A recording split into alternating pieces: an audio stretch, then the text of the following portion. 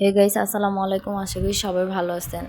আজকে আমি বানাবো চিকেন ফ্রাই। প্রথমে আমি চিকেন ফ্রাইয়ের জন্য যেই আটাটা মানে ডোটা দরকার ওইটা বানিয়ে নিচ্ছি। প্রথমে আমি এখানে 3 চামচ পরিমাণ ময়দা নিয়েছি, তার সাথে চালের গুঁড়ো নিয়েছি 2 চামচ, তারপরে এখানে 2 চামচ মরিচ ফাঁকি দিয়েছি, তারপরে পরিমাণ মতো গোলমরিচ গুঁড়ো দিয়েছি। তারপরে এটা ভালোভাবে মিশিয়ে তারপরে পরিমাণ মতো লবণ দিয়েছি, কারণ মাংসর ভিতরে সয়া সসে লবণ থাকে। তারপর আবার মাংসটাও আমি হালকা লবণ দিয়ে মিশিয়ে নেব, তাই এখানে হালকা, বেশি না, হালকা পরিমাণে লবণ দিয়েছি। তারপরে ভালোভাবে মিশিয়ে ওটা কতক্ষণ রেখে দিয়েছে। তারপরে এখানে আমি মাংস পিস করে কেটে নিয়েছি। আমি এখানে প্রায় 500 গ্রামের মতন মাংস নিয়েছি। মাংসগুলো সাইজ করে কেটে নেব। এখন বেশি পাতলাও করা যাবে না, বেশি মোটাও করা যাবে না। এখানে মানে সাইজ অনুযায়ী কেটে নিতে হবে। যত মোটা হবে তত আর কি মশলাটা ঢুকবে না ভিতরে, তাই এখানে আমি বেশি মোটাও করি নেই, আবার বেশি পাতলাও করি নেই। যাই হোক, আমার মাংসগুলো কাটা হয়ে গেছে, যে দেখতে পারতেছেন পরিমাণ মতন মানে সাইজ অনুযায়ী কেটে নিয়েছি। বেশি মোটাও না, বেশি চিকনও না। যাই হোক, মাংসগুলো আমি তারপরে এখানে আমি মাংসগুলো একটা পাত্রে নিয়েছি। তারপরে প্রথমে দিয়ে দিতেছে আদা বাটা, আদা রসুন বাটা 1 কাপ। তারপরে দিয়ে দিব সয়া সস, তারপরে দিয়ে দিচ্ছি টমেটো সস, তারপরে একটা ডিম দিয়েছি, তারপরে 1 ফালি লেবু,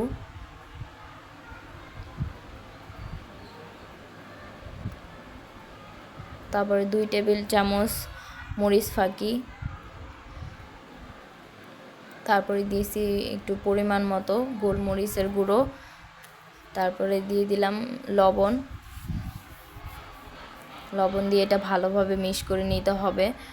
প্রায় 5 মিনিটের মতো আমি এটা ভালোভাবে মাখিয়ে নিয়েছি, যাতে মাংসগুলোর ভিতরে মশলাটা ভালোভাবে ঢুকে যায়। তারপরে আমি আধা ঘন্টার মতো এটা রেস্টে রাখবো। এই যে দেখতে পারতেছেন মশলাগুলো ভালোভাবে মিশে গেছে। তারপরে এটা প্রায় আধা ঘন্টার মতো রেস্টে রেখে তারপরে যে এখানে আমি একটা করে নিয়ে তারপরে আটাটার সাথে চেপে চেপে বারবার করে নিতেছি, যাতে আটাটা লেগে যায়, মানে ময়দাটা লেগে যায়। বারবার চেপে চেপে ঝেড়ে নিচ্ছি।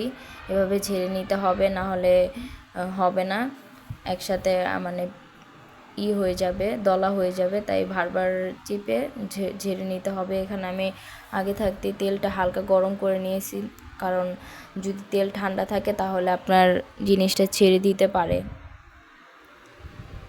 যাই হোক, এই যে এখানে একটা একটা করে দিয়ে দিতেছি, আর হালকা আছে ভাজতে হবে। তেল গরম হয়ে যাওয়ার পরে হালকা করে চুলাটা কমাই দিতে হবে, কারণ বেশি আছে ভাজলে আপনার জিনিসটা পুড়ে যেতে পারে।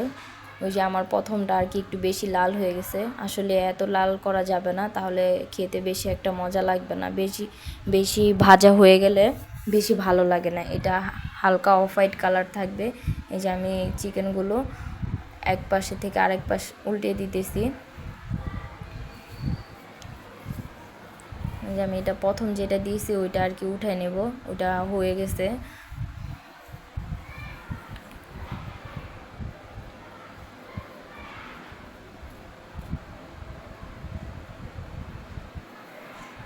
বেশি ভাজা যাবে না, বেশি ভাজলে আর জিনিসটা খেতে মজা লাগবে না, আর শক্ত হয়ে যাবে।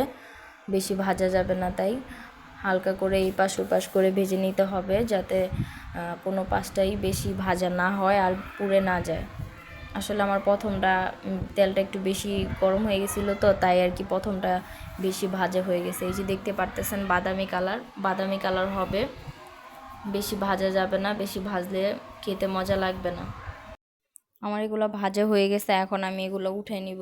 দেখতে পারতেছেন এই যে বাদামি কালার করে নিছি, হালকাভাবে ভেজে, বেশি ভাজলে ভালো লাগবে না। যাই হোক, এই যে দেখতে পারতেছেন ভিতরে মাংসটাও ভালোভাবে সিদ্ধ হয়েছে। খুবই মজা হয়েছে।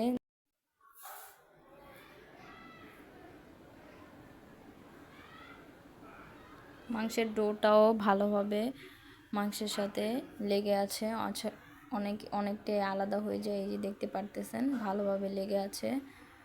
এই যে ভিতরের মাংসটাও পুরোপুরি ভালোভাবে সিদ্ধ হয়েছে। এই যে দেখেন কতটা কুড়মুড়ে হয়েছে, যে দেখতে পারতেছেন।